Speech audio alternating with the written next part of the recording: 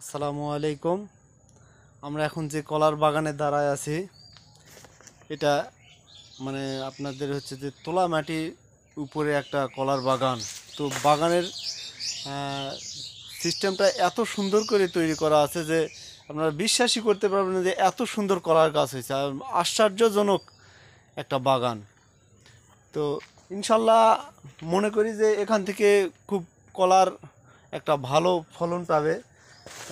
এটা আমার চাচা কলার বাগানটা লাগিয়েছে।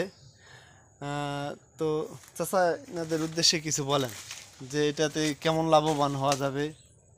না, আল্লাহর রহমতে কলার বাগানে ভালো লাগাইছে, আশা করা যায় ভালো ফলাফল পাওয়া যাবে। যাক, আলহামদুলিল্লাহ, ওনার মুখ থেকে এই কথাটা শুনে আমরা খুশি হলাম। ইনশাল্লাহ যারা এরকম মাটি মানে কোনো পুকুর বা জমি পুরাই নেবেন, তো আপনারা অবশ্যই এরকম সারিবদ্ধভাবে কলা গাছ লাগাবেন। আপনারা খুব ভালো ফলাফল পাবেন। এরকম ভালো তথ্য বা পরামর্শ দেওয়ার জন্য ওনাকে অনেক ধন্যবাদ। সালামু আলাইকুম।